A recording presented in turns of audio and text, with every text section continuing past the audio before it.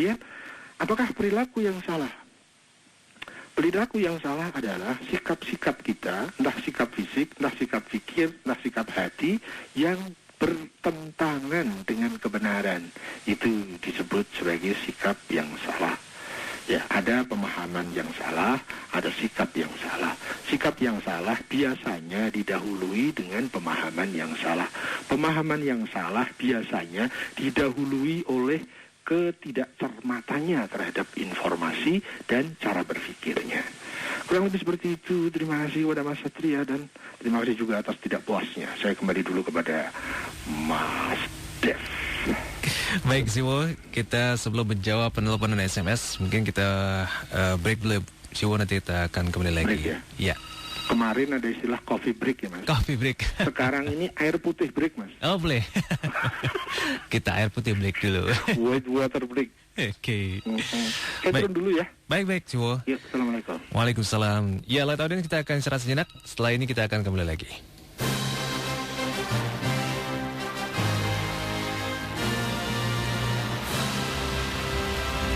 Light FM off the air. Exclusive on March. Light Acoustic 105.8 Light FM and Planet Hollywood Jakarta present Light Acoustic Happy Friday. Thursday, never looking back, it's Friday, I'm in love. Jumat 27 Maret 2009 jam 7 malam at Planet Hollywood Jakarta. Light Acoustic Happy Friday menampilkan Pasto,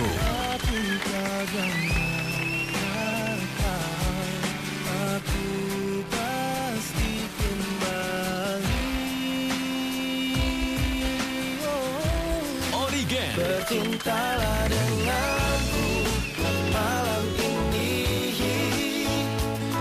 dan kan ku berikan aku Endah dan Reza,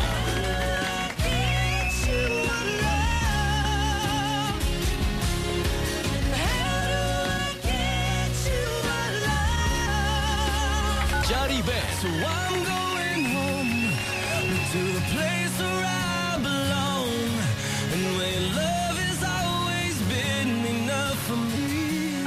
and Fantastic Groove.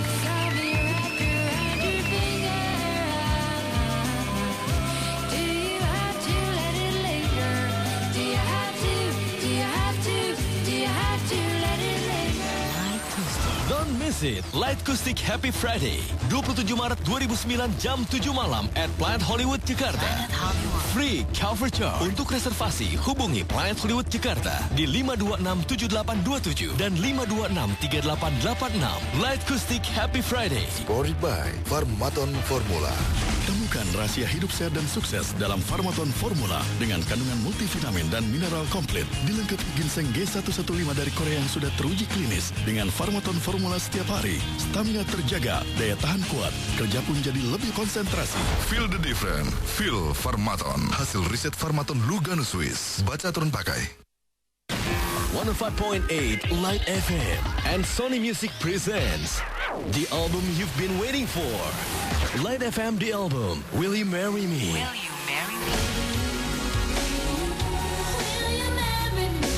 Menampilkan 20 hits love song terbaik. Whitney Houston, Celine Dion, Sade Adu, Toni Braxton, Rick Astley, The Bangles, People Bryson, Air Supply, and many more.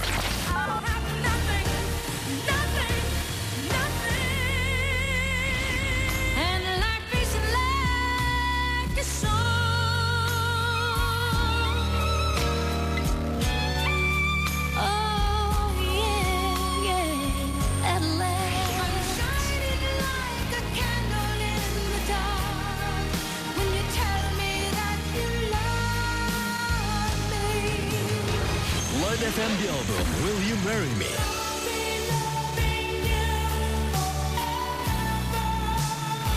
The only dream that mattered had come true. Will you marry me? In this life, I was loved by you.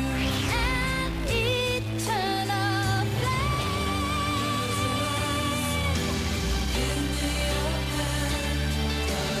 With bonus track, Yofi and Nuno. Biarkan aku menjaga perasaan ini. Light FM The Album, Will You Marry Me? Get it now, CD and cassette in store near you. Produksi 105.8 Light FM and Sony Music.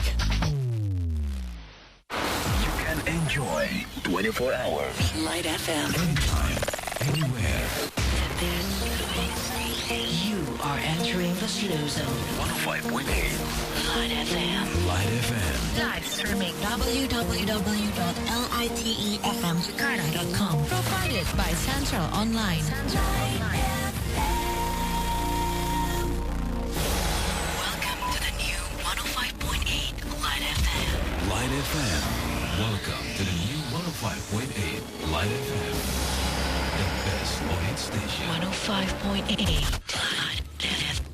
105.8 Light FM. Broadcasting live from the 19th floor of Menara BTN, Jalan Gajah Mada number 1, Harmony Central, Jakarta. 105.8 Light FM. Telephone number 633-2703.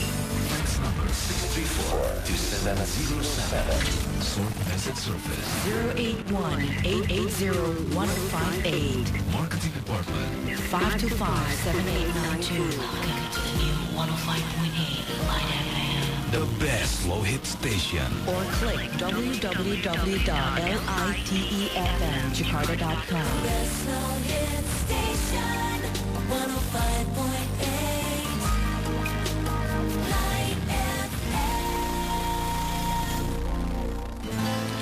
The one and only best low hit station 105.8 Light FM. Pukul 22:03 saat ini.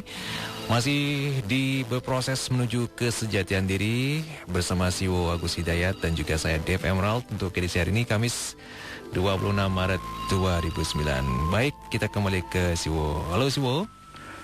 Halo, Assalamualaikum. Waalaikumsalam. Oke, kita terima telepon ya Siwo. Yuk. Halo, Assalamualaikum. Halo, Assalamualaikum. Tidak dijawab. Mungkin nanti kita akan bagi-bagikan antara SMS dan penelepon yang masuk ya. Halo, Assalamualaikum. Assalamualaikum. Waalaikumsalam. Dengan siapa nih Pak? Pak Alwi di Depok nih. Silakan Pak Alwi. Assalamualaikum Jiwo. Waalaikumsalam warahmatullahi Aduh, susah banget ini nggak berbulan-bulan nggak bisa masuk ya. Alhamdulillah. Alhamdulillah masuk malam ini. Iya. Ya silakan. Selamat malam untuk Magic. Iya. Ini Jiwo tadi barusan pertanyaan dari Bapak Satria di mana tadi ya? Purwakarta. Purwakarta. Bagaimana Jiwo korelasinya dengan sebuah hadis Nabi yang menerangkan bahwa suatu akhir zaman nanti akan terjadi perpecahan 73 golongan hanya satu. Dan yang seperti di apa namanya? Oke, bilang hanya satu yang benar lah itu dua ya. Terus bagaimana dengan jiwa komentar tadi kunjang ganjingnya orang gampang sekali berkomentar gitu jiwa. Kurang lebih begitu jiwa. Bisa ulangi yang terakhir. Waalaikumsalam warahmatullahi. Udah ditutup sih Wo. Kunjang ganjingnya apa tadi? Tahu tuh gonjang ganjing tentang apa tadi masalah itu barangkali ya. Kunjang ganjing tentang orang yang suka komentar kayak ini. Nah, betul itu. Ya. Kita 3 penelpon dan 3 SMS nih Wo, boleh? Wah, ini mau duplikasi Mas Sam ya. Penerusnya dia ini. Boleh. Boleh ya. Baik. Halo, Assalamualaikum. Waalaikumsalam. Dengan malam. Iya, dengan siapa ini? Suhandono di Depok. Siapa? Suhandono, Bapak. Pak Suhandono di Depok. Silakan langsung saja. Mau nanya kabarnya Siwo baik-baik aja Siwo. Titip salam buat Mas Handono. Nggih. Sehat Siwo. Alhamdulillah. Nggih, makanya itu aja Siwo. Silaturahmi aja, baik, terima kasih. Langganan ini. Mas Suhandono itu langganan. Oh gitu. Nyapa begitu aja, ya. Baik. Oke. Mas Handono. Halo, Assalamualaikum. Waalaikumsalam. Dengan siapa nih? Satriawati. Satriawati. Siwa sepakat ya ada fakultas penyakit jiwa itu. Siwa sepakat ya? Ada fakultas penyakit jiwa atau kejiwaan itu. Fakultas penyakit jiwa. Penyakit jiwa itu apa sih, Wo? Maksudnya fakultas ini apa? Fakultas kedokteran itu kan ada kan. Oh, ya. Kejiwaan itu penyakit dokter jiwa, ya, dokter gitu. jiwa. Psikiatri itu. Nah, penyakit jiwa itu apa ya? Terima kasih. Baik. Selamat siang. Aneh nih Pak Satria. Oke. Satu lagi. Oke, satu lagi. Sudah. Oh, sudah cukup ya? 3 kan? Baik, 3. Oke, sekarang SMS. SMS di 081 880 1058. Sekian. Oh, banyak ini penelpon SMS-nya. Ada Pak Eko dari Bekasi. Siwo minta sharingnya yang dimaksud dengan loh jenawi dan kapan itu adanya, apakah terkait dengan spiritual gitu aja. Kemudian dari siapa ini, dari Hajirin di Tangerang, mohon sharingnya Siwo kaitan antara waspada niat dengan kesadaran diri dan bagaimana cara untuk meningkatkan kesadaran diri. Waspada niat dengan kesadaran diri dan bagaimana cara untuk meningkatkan kesadarannya. Dan yang terakhir dari Putu di Halim.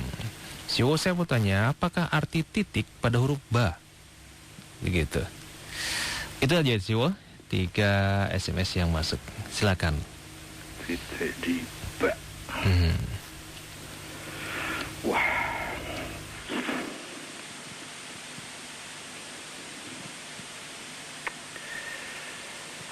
Mas Alwi. Di season kedua ini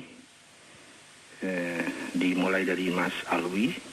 Beliau mengangkat tentang masalah bagaimana korelasinya dengan hadis Nabi yang menyatakan bahwa nanti akan ada 73 golongan, hanya satu yang benar. Dan terakhir saya kurang jelas benar, mohon dimaafkan. Mungkin dikaitkan dengan gunjang ganjing apa tadi ya, karena adanya budaya komentar mungkin begitu. Mas Alwi, terima kasih, dan mohon jangan tergesa-gesa diterima dan juga jangan tergesa-gesa ditolak. Saya hanya sekedar teman sharing Anda, bukan narasumber dan sama sekali bukan rujukan. Kita nambah data aja deh. Saya pernah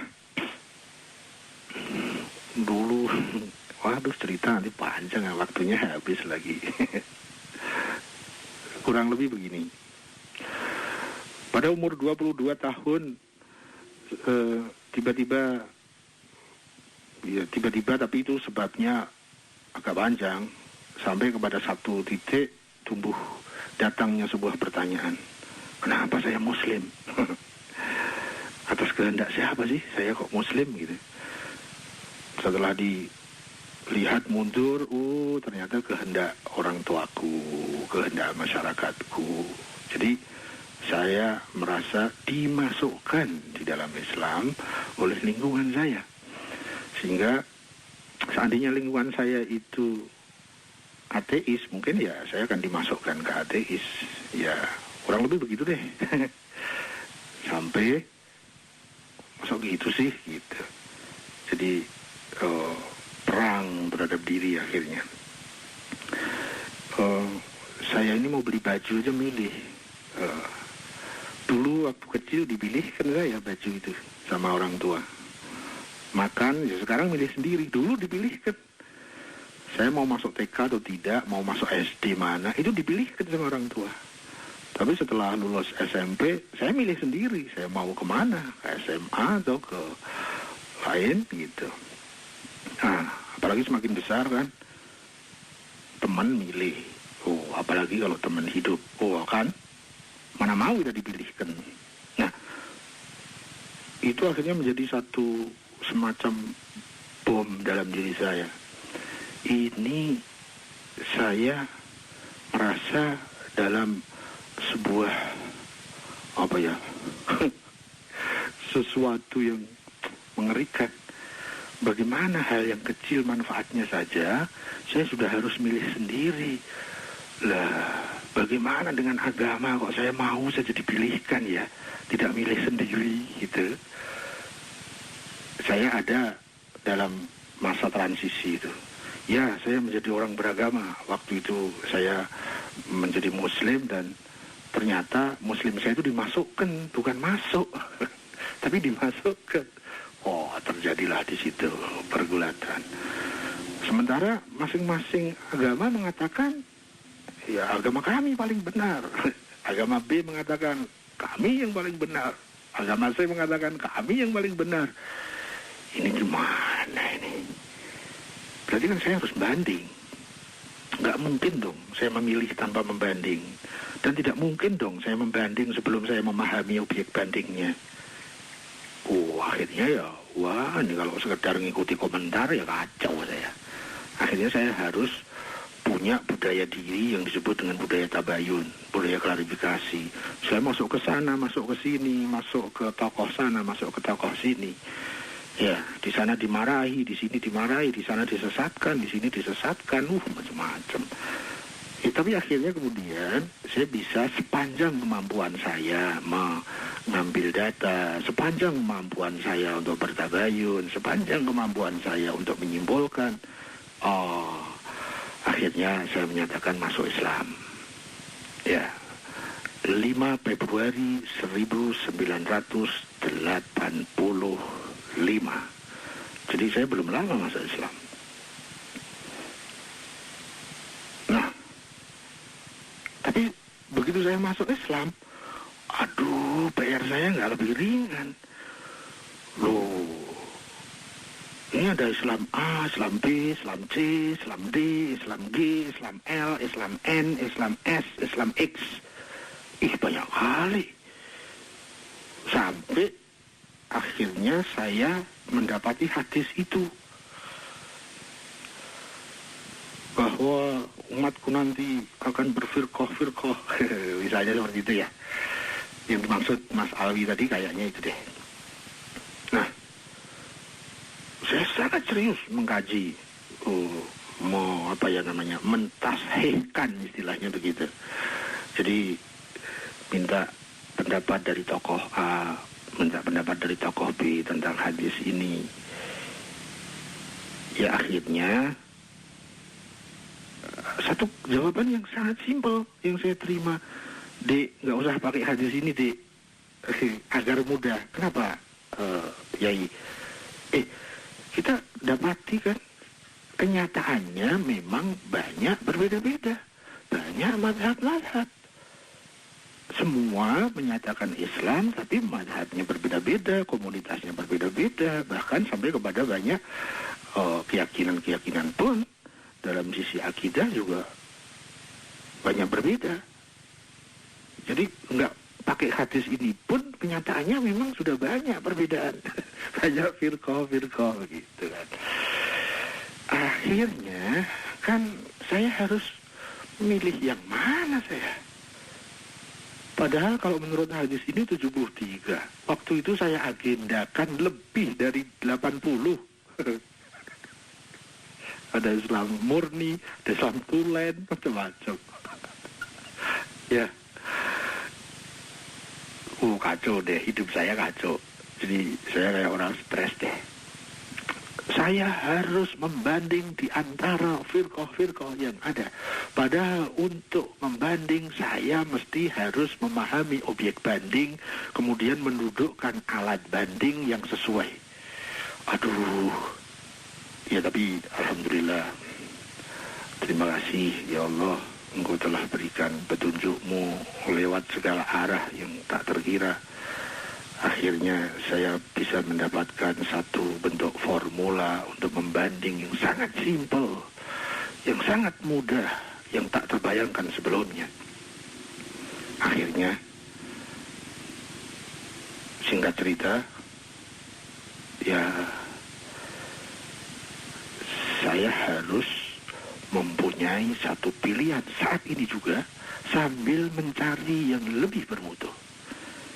Kalau saya menunggu, harus memahami semua dulu, baru saya tentukan pilihan. Kapan mungkin saya sampai mati belum dapatkan. Akhirnya saya punya satu formula bahwa saya harus, saat ini saya harus dalam keyakinan, tetapi dibalut dengan keraguan. Maksud saya harus yakin dengan kebenaran yang saya pahami saat ini, tapi saya tetap harus meragukan kebenaran bahwa ada kebenaran yang lebih tinggi dari kebenaran yang saya pahami saat ini. Dan itu saya pakai sampai sekarang. Jadi saya selalu mempunyai satu halte yang pasti, tetapi siap untuk berpindah ke halte yang lain, yang lebih bermutu. Ya begitulah akhirnya. Setiap ada Islam yang aneh, justru menarik saya. Setiap ada firqah yang aneh, apalagi yang banyak digugat sama masyarakat, yang banyak disesatkan, bahkan disesatkan oleh pemerintah, saya justru tertarik untuk mempelajari itu. Jangan-jangan di sana ada kebenaran. Ya, karena kan ya kita tahu kan banyak isu-isu, orang komentar asal komentar, orang cerita asal cerita, orang itu aduh. Jadi simpang siur berita itu luar biasa. Banyak saya dapati yang tadinya saya dimasuki dengan informasi-informasi untuk benci terhadap firqah tertentu, justru setelah saya masuk ke firqah itu, loh, kok kebalik bener dengan informasinya. Itu sering saya alami. Berkali-kali, puluhan kali saya dapatkan itu. Jadi, saya mengambil satu formula begini. Kalau mau tabayun ke dalam. Kalau mau tabayun ke pihak pertama. Jangan pihak kedua. Apalagi sama orang yang tidak suka. Kalau mau klarifikasi, itu ke dalam, ke pihak pertama. Ya. Jangan ke mass media, kacau kalau kita mau tabayun ke mass media. Mass media ngejar oplah. Kacau deh. Ya, jadi misalnya, ini dinyatakan oleh masyarakat kita bahwa ini sesat. Hati-hati. Kalau memang ingin tahu sesat atau bukan, masuklah ke dalam. Pelajari di dalam. Nanti kita akan dapat informasi yang pertama, lebih original daripada kita mendengar informasi-informasi yang dari luar, yang belum tentu dia memahami masalahnya, dan mungkin dia komentar asal komentar.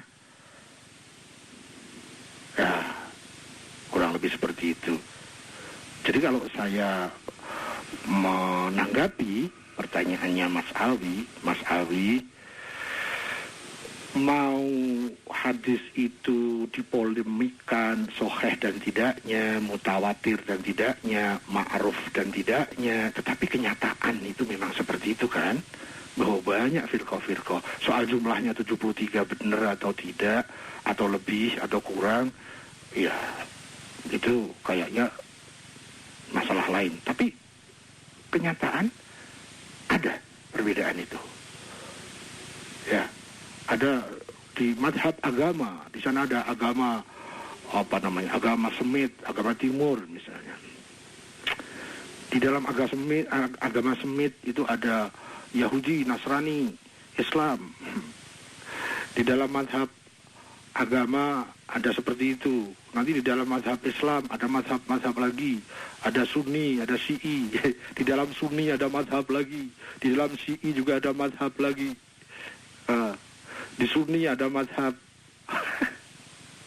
Jadi di dalam madhab ada madhab. Jangan lupa itu.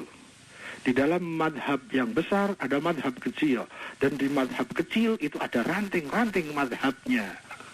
Ini kacaunya luar biasa kalau kemudian kasih baju egoisme. Hanya madhab saya saja yang benar. Apalagi disertai dengan suka menghujat ke madhab lain, disertai dengan memaksakan pendapat ke madhab lain. Akhirnya agama ini menjadi tempat perpecahan, bukan lagi sebagai petunjuk kedamaian dan kesejahteraan. Yang terjadi seperti itu tuh. Ini tidak perlu dalil karena sudah sangat jelas kenyataannya. Kita kalau tidak hati-hati itu masuk di dalamnya, dan saya lama itu masuk di dalam halte-halte seperti itu. Alhamdulillah, terima kasih Tuhan. Ya Allah, alhamdulillah, Engkau masih beri aku kesempatan untuk berproses lagi dan berproses lagi. Saya kalau melihat zaman dulu saya, ya Allah, ngeri. Kayaknya itu sudah benar-benarnya sendiri, sambil menghakimi orang lain yang tidak sependapat, tanpa tabayun, tanpa klarifikasi, kita sudah menghakimi mereka. Ampuni saya ya Allah. Lalu yang bisa saya jadikan sikap hidup saya adalah ya 73 firqah, ya lebih boleh. Yang penting adalah saya harus selalu ada di dalam keyakinan saat ini. Saya yakin terhadap kebenaran yang saya pahami saat ini sambil saya mencari kebenaran yang lebih tinggi yang sekarang saya belum pahami. Yang informasinya mungkin belum sampai ke saya. Atau informasinya sampai tapi saya belum mampu memahaminya. Jadi saya punya formula itu. Saya harus selalu yakin tapi tetap dalam keraguan. Yakin terhadap yang sudah mampu saya pahami saat ini sambil meragukan bahwa ini adalah kebenaran terakhir. Karena terbukti berkali-kali bahwa keyakinan yang sudah valid pada saat itu, harus saya revisi lagi. Kayaknya nih deh, terakhir deh, masih ada lagi. Jadi yang penting makanya kita jangan sampai berhenti berproses. Terus berproses. Berbeda tidak apa-apa. Kita masa lalu dengan masa kini saja berbeda. Agama saya tahun 70 dengan agama saya sekarang ini berbeda. Tuhan saya berbeda, maaf. Pemahaman saya tentang Tuhan maksud saya gitu ya. Ya antar diri kita sendiri aja berbeda, apalagi ke orang lain. Jadi logis banget deh kalau kita ini berbeda. Dari berbeda itu kita bisa manfaatkan untuk bisa saling ta'awun, saling ta'akul, saling ta'aruf, saling membantu, saling memanfaati. Kurang lebih seperti itu. Jadi sikap saya terhadap 73 golongan itu begitu. Nah, bagaimana kaitannya dengan budaya komentar? Mas Alwi, saya tadi sudah cerita banyak tentang itu. Begitu banyak saya terjebak oleh informasi. Dan saya tidak memungkinkan lagi untuk menjadikan isu-isu, kemudian berita-berita mass media, itu saya jadikan sebagai sumber informasi. Tidak. Saya tak lagi mau terjebak yang seperti itu. Betul, saya butuh informasi dari televisi, dari koran, dari majalah. Tetapi bukan saya jadikan sebagai sumber informasi. Hanya saya jadikan sebagai tambahan-tambahan data saja. Untuk saya menempatkan sebagai sumber informasi, saya harus masuk ke tangan pertama. Karena saya sudah sekian puluh kali terjebak oleh informasi. Nah, di dalam agama itu saya diajari dengan bagaimana aturan informasi dan komunikasi.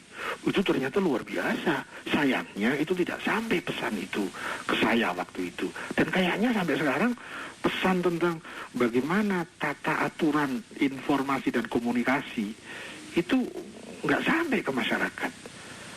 Padahal kita sangat diajari. Ada ilmu tentang musnad, ada ilmu tentang isnad, ada jarh wa ta'dil, ada ilmu tentang rawi.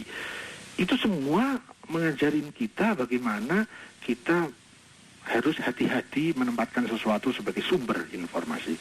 Kalau sumbernya kotor, itu semua informasinya akan berbau kotoran. Maaf. Kalau sumber informasi yang bersih saja, kalau cara berpikir kita kotor, kita kadang menangkap yang bersih itu menjadi terbias dengan kekotoran pikiran kita yang menjadi alat menyerap informasi itu. Dan sekarang ini mencari sumber informasi yang valid, waduh, sulitnya mas. Makanya hati-hati, jangan tergesa-gesa menerima dan jangan tergesa-gesa menolak. Apalagi menilai, apalagi menghakimi, apalagi sampai menghakimi ini sesat. Aduh, sayang itu. Kok ya Allah, apapun yang terjadi pasti ada pendidikan darimu.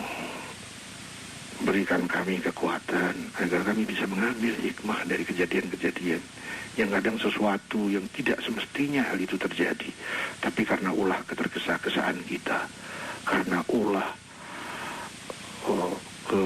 tidak proporsionalan kita, sehingga hal-hal itu terjadi yang semestinya nggak perlu terjadi, hal-hal seperti itu. Ya, begitulah kira-kira yang bisa saya tangkapkan kepada Mas Alwi. Terima kasih atas partisipasinya dan mudah-mudahan tidak puas ya Mas Alwi. Masuk ke Mas Suhandono. Terima kasih Mas Suhandono, salamnya. Ini beliau itu selalu mesra. Kalau bisa masuk, ya begitu. Sudah berapa kali itu sampai hafal saya. Dan begitulah Mas Suhandono. Terima kasih atas jabat persaudaraan penjenengan. Semoga kita dipersaudarakan dalam kebenaran. Masuk ke 5. Penelpon dari Mas yang sama tadi, siapa ya? Mas Satriawati. Ada fakultas penyakit jiwa. Sepakat enggak? Ya itu mah tergantung deh. Kalau memang dibutuhkan masyarakat ya kan bagus ada fakultas penyakit jiwa. Kita lihat aja fakultas itu. Banyak nggak peminatnya? Kalau banyak peminatnya ya lanjut. Kalau nggak banyak peminatnya ya nggak usah lanjut. Maksudnya kalau banyak peminatnya berarti banyak yang butuh sama fakultas itu. Ya mudah-mudahan fakultas penyakit jiwa itu bisa di-manage dengan baik sehingga tidak malah menambah penyakit jiwa yang baru. Apakah penyakit jiwa itu? Penyakit jiwa sepanjang yang saya tahu ya, manusia itu punya jiwa dan raga. Jadi kita bedakan dulu, penyakit jiwa itu bukan penyakit raga, ya kan? Jadi penyakit jiwa itu terkait dengan hal-hal yang masuk ke daerah jiwa itu. Nah kalau penyakit jiwa apa ya? Itu bisa sangat luas definisinya, namun juga bisa dipersempit, tergantung dari mana kita memandangnya. Sepanjang yang saya tahu, semua penyakit hati itu menurut saya itu sebuah indikasi penyakit jiwa. Semua penyakit hati, suka iri, suka benci, suka dendam, sulit memaafkan orang, egoisme, itu menurut saya semua penyakit jiwa. Dan bahkan itu disebut sebagai penyakit hati oleh bahasa-bahasa wahyu, oleh bahasa-bahasa agama. Itu disebut penyakit hati. Penyakit hati itu lebih khusus dibandingkan penyakit jiwa. Lebih serius gitu maksud saya. Penyakit hati. Ada hati yang marit, hati yang sakit. Dan yang ngeri itu adalah yang benar-benar sakit jiwa. Orang yang sakit jiwa tidak akan pernah merasa sakit jiwa. Kalau dia masih merasa sakit jiwa, itu belum top sakitnya. Sama nanti dengan orang yang punya penyakit hati yang sudah akut, itu dia bangga dengan dosa-dosanya. Nah, dia sangat benci dengan kebenaran. Begitu asik dia dengan kemaksiatan. Jadi dia punya hobi ngerumpi, hobinya riba, hobinya fitnah, hobinya bikin sensasi, hobinya bikin kacau, hobinya jadi provokator. Kalau orang lain itu pada tabrakan, pada perang, itu dia asik melihatnya. Bukan hanya dia, itu bisa juga kita. Bisa saya kalau nggak hati-hati untuk memanage hati, memanage jiwa. Ya, gitu deh, antara lain sebuah perspektif tentang apakah penyakit jiwa. Sumber penyakit jiwa adalah egoisme. Karena egoisme dibaliknya itu ada nuansa-nuansa iblis. Dan iblis itu satu fungsinya, sentral fungsinya, yaitu merusak. Beda dengan malaikat, membangun. Orang yang suka cemberut, hati-hati. Di sana ada sinyal-sinyal iblis. Orang yang suka tersenyum, bersyukurlah. Karena di belakangnya ada sinyal-sinyal malaikat. sangat berbeda antara nuansa iblis dengan nuansa malaikat. Iblis selalu merusak, malaikat selalu membangun. Malaikat membangun melalui akal kita, melalui nurani kita. Iblis merusak kita melalui ego kita, melalui nafas kita. Bagi seseorang, mudah-mudahan kita enggak ya, orang lain aja lah di planet sono, yang dia asik dengan hal-hal yang merusak, berarti dia menyiapkan dirinya, melonggarkan dirinya untuk didoping sama iblis. Apapun dalihnya yang sifatnya merusak, yang sifatnya merugikan pihak lain, yang sifatnya memaksakan kehendak, apalagi sampai pembunuhan dan lain-lain. Hati-hati. Ciri khusus iblis adalah merusak. Ciri khusus malaikat adalah membangun. Nah, kalau kita nggak suka dengan pembangunan spiritual, kita tidak suka dengan wahyu, kita tidak suka dengan nurani, ya itu deh, kita hati-hati aja. Kali loh. Jadi itu tanggapan saya, Mas Satriawati di Purwakarta. Masuk ke SMS, waktunya tinggal 2 detik. Mas Eko Bekasi, loh jinawi itu apa? Itu tergantung yang memahami, Mas. Dan kayaknya untuk bisa memahami loh jinawi kita harus merujuk ke sumber primernya. Itu ada pada karya-karya sastra para pujangga di daerah dulu kala. Dan intinya loh jinawi itu opo yo? Murah Kang Sarto Tinumbas. Waduh, ya ndalang akhirnya. Tukul Kang Sarto Tinandur. Kabeh padha sayek saiko proyo. Intinya bahwa loh jinawi itu murah sandang pangan, kemudian ya kurang lebih seperti itu deh maksudnya loh jinawi itu ya. Nanti ditambah Toto Tentrem Karto Raharjo misalnya, itu lebih lengkap lagi.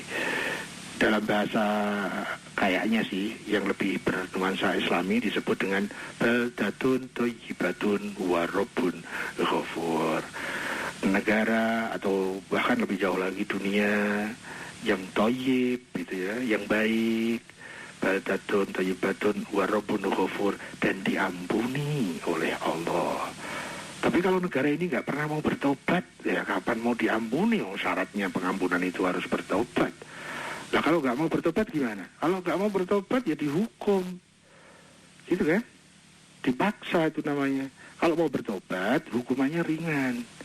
Kalau tidak mau bertobat, ya hukumannya ya berat gitu. Nah kalau bangsa ini nggak mau bertobat, ya lihat saja itu bencana-bencana itu. Meskipun semuanya itu adalah pendidikan dari Allah. Semua bencana itu juga pendidikan dari Allah. Tergantung kita bisa ndak jadi murid yang baik. Ya Allah, terima kasih Engkau telah mendidik aku dengan bencana. Terima kasih ya Tuhan, Engkau telah didik aku dengan penyakit. Terima kasih ya Allah, Engkau telah didik aku dengan kemiskinan. Pasti di balik ini Engkau punya maksud tertentu karena Engkau Maha Pendidik. Ya itu kan jauh lebih baik, jauh lebih membangun daripada kita sesambat. Aduh, kenapa saya dilahirkan di keluarga yang miskin, sementara dia dilahirkan di keluarga yang kaya. Nanti menghujat orang lain, lupa menghujat dirinya. Mas Eko, terima kasih. Hanya itu yang bisa saya sampaikan. Kemudian terakhir Mas Hajirin, antara waspada niat dengan kesadaran diri. Kalau masalah niat kita kan sudah jelas ya Mas. Untuk mewaspadai niat kita punya formula ya. Bismillah atas nama Allah dengan nama Tuhan.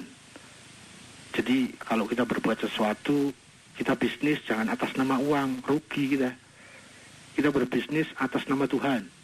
Saya ini seorang hamba yang diperintah Tuhan untuk berbisnis, untuk melaksanakan tugas saya. Saya seorang suami, bisnis adalah kewajiban dari Tuhan. Nah, jadi saya berbisnis itu atas nama Tuhan, bukan atas nama uang. Nanti uang itu ikut saja, uang itu hanya akibat kok. Ya, kadang-kadang ya begitu deh, kurang lebihnya begitu, nanti waktunya habis. Itu tentang waspada niat. Jadi amal kita akan menjadi lintas kehidupan, lintas alam. Itu alatnya, pesawat ulang-aliknya ya niat itu. Minum itu bisa membawa kita lebih dekat kepada Tuhan.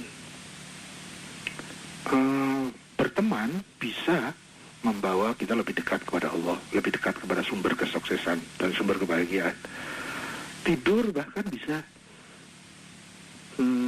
Itu sangat tergantung kepada niat kita, tapi harus memenuhi syarat-syarat kebenaran. Jadi niatnya benar, caranya benar.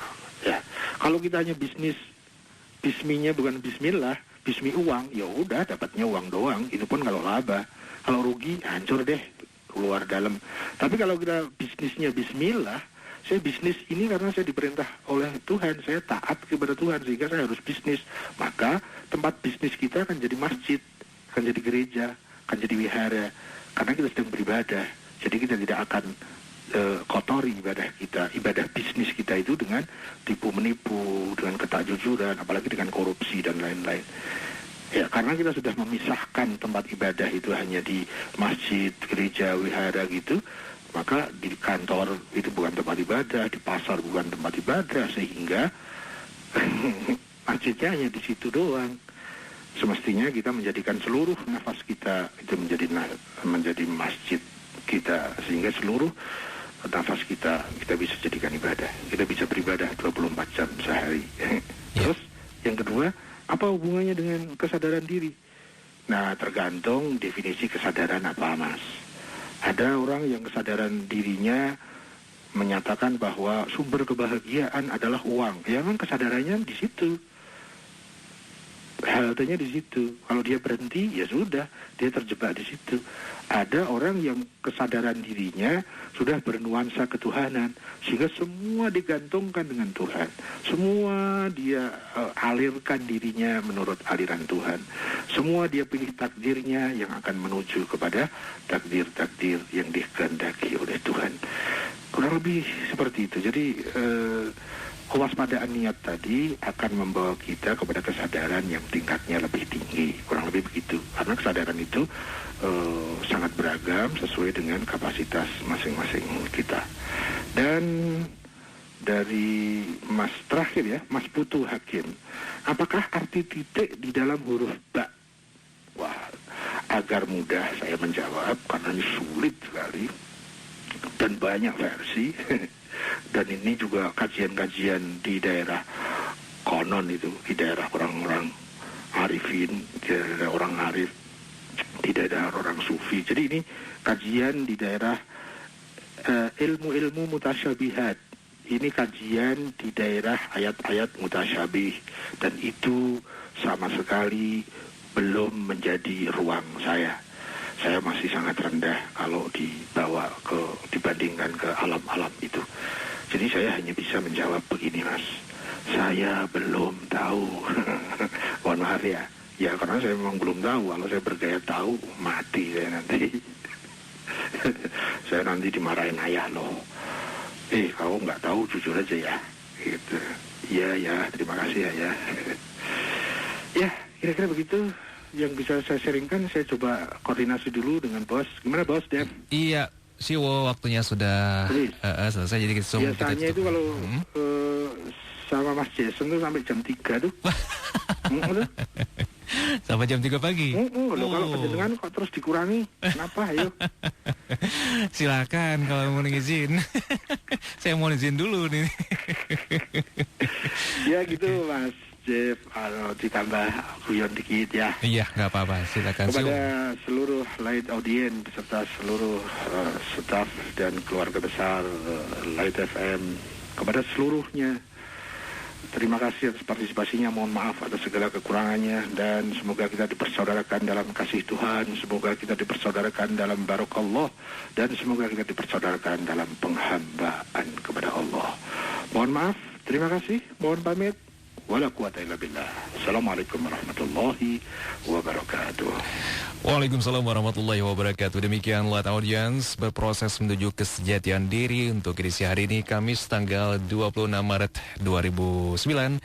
Terima kasih banyak untuk Anda yang sudah ikut berpartisipasi lewat telepon maupun SMS. InsyaAllah kita akan jumpa lagi Kamis mendatang. Akhir kata, kita tutup berproses menuju kesejahteraan diri untuk jumpa lagi minggu depan insyaAllah. Wassalamualaikum warahmatullahi wabarakatuh. You're entering the slow zone.